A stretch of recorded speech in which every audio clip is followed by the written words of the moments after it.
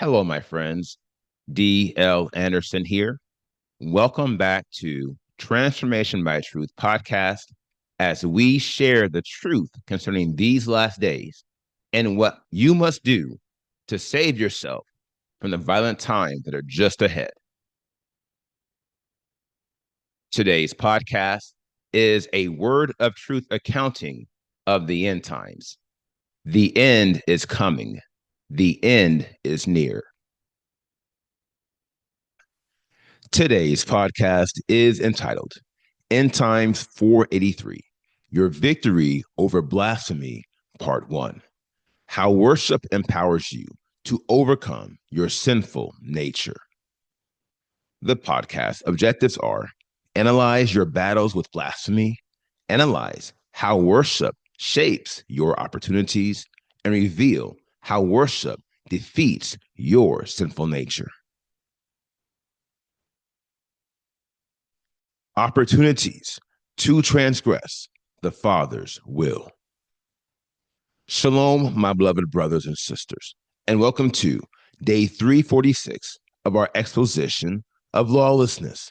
In the most recent podcast, we concluded our intro to the critical degree of the fear of Elohim. Enter worship. Now, although there is much more I could say about worship, I must move forward with my current remit. To wit, I must show you how the 3 degrees of reverential fear eliminate the 3 degrees of prejudice. Until now, I have shown you how spiritual values defeat immorality and how reverence defeats irreverence. And thus, I must now show you how worship defeats the critical degree of prejudice. Enter blasphemy. To prove this matter, we should consider the table to the right, recapping what we have learned about worship. By definition, worship is an adoring veneration or regard for a person or a thing, to perform an act of ardent devotion and love. And the primary objective of worship is to live our lives in complete adoration of the Most High, Elohim.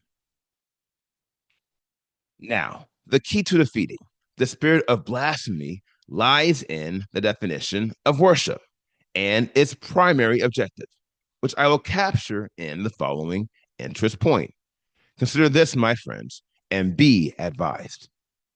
Whenever you are confronted with an opportunity to do something you know is wrong, you will turn away from it for the simple but sure fact that any form of transgression is not an act of worship. Now, there are many key takeaways from this interest point. First of all, I would have you consider the line. Whenever you are confronted with an opportunity to do something you know is wrong. Now, consider this. What do we know about opportunity? My dear friends, opportunity is a feature of your heart. Not only this, but he is the last man standing with regards to a heart of contempt and prejudice, to wit, the final frame of an intention. Get this. Opportunity is the juncture where intentions are translated into actions. To wit, good intentions become acts of righteousness, and bad intentions become acts of unrighteousness. Now, for the image to the right, you can clearly see how your opportunity at this juncture is neutral. To wit, it is the only facet of your heart that has not been compromised by contempt or prejudice. Notwithstanding, this is a landscape of your heart after you succumb to the spirit of irreverence. Look carefully, and you will see within this heart there is no blasphemy. Now look again, and what do you see near the bottom center of this heart? Precisely, your opportunity is no longer neutral.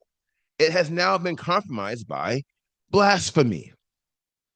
Alas, this is what your heart looks like when you fall quarry to prejudice and contempt. Your entire being will be defiled and filled with blasphemy. For that reason, I think it is fitting that we once again provide a definition of blasphemy. My dear friends, consider it carefully. By definition, blasphemy is the act of insulting or showing contempt or lack of reverence for Elohim or the things of Elohim. Slander, railing, reproach, vilification, detraction, and or evil speaking against that which is divine. Now, if you tie the definition of blasphemy to the counterwork it executes within your heart, you will come to the following conclusion, which I will offer as our next inflection point. Consider this. The spirit of blasphemy seeks to manufacture opportunities for you to transgress the Father's will. In doing so, he will ensure you complete the full cycles of disobedience, doubt, prejudice, and contempt. To wit, he will deceive you into becoming an opponent of Elohim who is separated from his goodwill and his love. An act of worship. Now, this scenario speaks to the potential danger of mismanaging your opportunities. Notwithstanding, this danger can only be realized if you have a heart of prejudice and contempt. If you do, it will be realized. You can see this by observing the diagram to the right. To wit, prejudice and contempt have infiltrated and permeated your heart. Ergo, they are in control. Notwithstanding, when you obtain the victory over blasphemy by unlocking the power of worship, you will have eliminated every degree of prejudice and contempt from your heart. Here is why this is so important. When you unlock the power of honesty, righteousness, purity, spiritual values, reverence, and worship in your heart, there will be no opportunity for you to transgress the Father's will. And where there is no transgression, there can be no blasphemy. Now, along these lines, worship is designed to shape how you look at every opportunity you are presented with. To wit, worship as a feeling of complete adoration of Yahuwah Elohim prevents you from following any opportunity that is contrary to his will. We know this because worship is an evolution of spiritual values and reverence. As it pertains to spiritual values, we, the children of the Most High Elohim, value him and his will above everyone and everything in our lives. And this is why we reverence him. It is because he is our treasure and his will is our life. And when we have opportunity to do his will and to prove that we treasure him above everyone and everything else, we will do it. We will prove it. Now, you can see this by observing the updated diagram to the right. This, my friends, is what your heart will look like after you unlock the powers of virtue and the fear of Elohim. And as you can see, near the bottom center, your opportunity has been renewed by worship. Ergo, every act you take from this point will indeed be an act of worship. When your opportunities are made pure. Now, as amazing as this development is, you must appreciate how you will never ascend to the spiritual plane if you fail to unlock the powers of virtue, obedience, and faith. Here lies the inflection and the problem. Consider this. The amazing transformation that comes via worship is what many assume they experience at the initial salvation. Not only this, but they also assume their past sins, their future sins, and their sinful nature are all resolved at this early juncture. Now, it doesn't take a spiritual genius to know that this is definitely not the case. Let me tell you something. The initial salvation doesn't save you from anything. Quite the contrary. The initial salvation qualifies you to be saved. The key word being initial. Along these lines, you should look at your salvation as a progressive experience that is aligned with your transformation into the spiritual standard of Yahushua Messiah, an evolution that is parallel to your ascension of the pinnacle of holiness. Now, per the image to the left, we are being saved, i.e., set apart, as we master every degree of holiness from faith to love. In doing so, we will attain unto the divine nature of our Creator and achieve perfection in His Ruach. Now, the key is understanding that you are neither set apart nor saved at the beginning of your journey. That's the key, my friends. Vis-a-vis, salvation is not a one-time event. Quite the contrary. Salvation is a journey. It's a quest. And to succeed, you must pass several tests.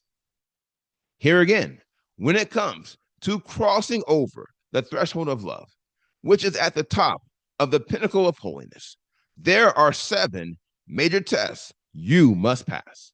And the first of these is situated at the interval of reverential fear. As I said before, this test is quite simple. Vis-a-vis, Yahuwah is asking you, do you love me enough to guard my commands? And if you answer yes, you must prove it by overcoming your sinful nature. We know this because it is impossible to guard the command if you have not overcome your sinful nature. For your sinful nature is a deterrent to guarding the command. It is a stumbling block. And if you are to achieve perfection in the set apart spirit, you must fashion yourself after His spirit to the point where you do not stumble at all. And the scriptures support my trust. See 2 Peter 1:10, Psalm 62, 2-6, 112:6, and Jude 1:24. Now, I said all of that to harden the fact that worship is a very special degree of holiness situated at a crucial interval in your quest. There are many reasons why, and yet, as it pertains to the judgment, one transcends the rest. Consider this. As a critical degree of the fear of Elohim, worship is the interval within the transformation process where you resolve all your sins of commission, past, present, and future. Now, the resolution of your past and present sins is very much straightforward, and we have analyzed these matters in prior podcasts. Vis-a-vis, I have shown you how there is a path to recovery and re-entry you must follow upon transacting any sin. And yet, this is only a reality you will incur during the early stages of your quest. To wit, those stages prior to your masteries of virtue and the fear of Elohim. Likewise, the resolution of your future, i.e., potential sins, is also straightforward, and we have touched on it in this podcast.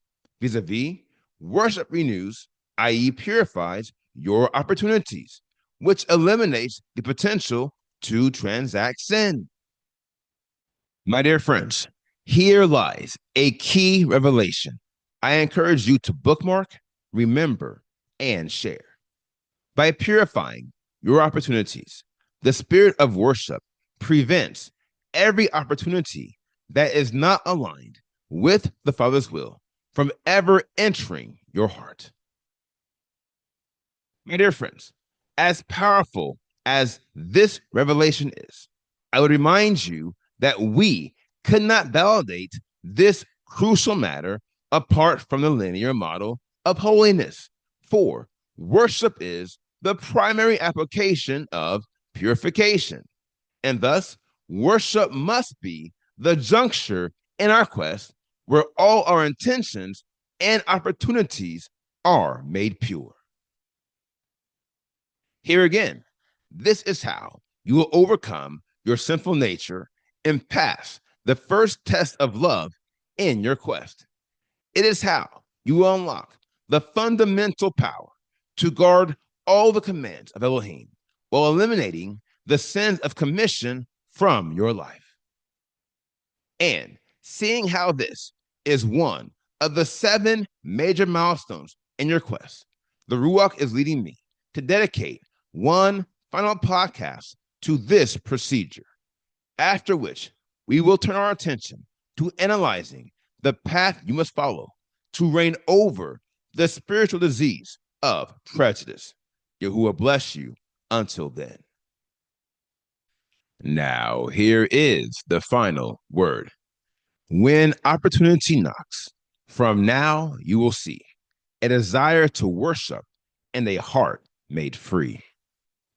Brothers and sisters, hear me carefully as I say, we have spent the past 6 months analyzing the vast importance of freeing your heart from prejudice and contempt. And after 6 months, we have finally reached the end of our journey. We have covered all the bases. We have completed all of our stops. Notwithstanding, learning is not equated to implementation. And so you must take all you have learned about virtue and the fear of Elohim, and you must apply it in your life. You must harness these lessons to transform your heart. And you must remember this: the quickest path to overcoming your sinful nature is by unlocking the power of worship. For worship purifies your opportunities, and she eliminates every intention to transact sin. Heretofore, I recommend do everything within your power to fashion your heart in the spirit of worship, and be very sure that your intentions are at all times aligned with the Father's will, and your heart will always be pure. Now, here is today's assignment. Meditate on the word you have heard today. And as always, ask the Father to reveal the truth to you. For the children of Elohim live by conviction. And if he has not convicted you, or if you had not heard him concerning these matters, you should pray until you do. Today, I want you to meditate on the word I have shared. Specifically, I want you to meditate on all the opportunities you are presented with in your life, to wit, the intentions that are generated within your heart. From there, I want you to ask yourself the following question: are my opportunities and intentions aligned with the Father's will? Likewise, ask yourself, do my intentions reflect my sinful nature or the divine nature of Elohim? My dear friends, I implore you, by the mercies of Elohim, consider these matters in the spirit of honesty. For we are coming to the end of this series on prejudice and the fear of Elohim. And it is important that you are prepared to move on to the next series. And trust me, you will not be prepared to move on to the next series and this exposition of lawlessness if you have not overcome your sinful nature. There is no other way. So consider these matters faithfully, ponder them in your heart, and I'll see you in 2 days. Now, here is what's next. We completed today's podcast, End Times 483, Your Victory Over Blasphemy, Part 1. And the next podcast is entitled End Times 484, Your Victory Over Blasphemy, Part 2. I will post this podcast on Friday, June 13th, 2025. Until then, my friends, continue to be led by the Spirit of Elohim, continue to watch, continue to pray, continue in fasting, and most of all, continue to be focused, for the end is coming. The end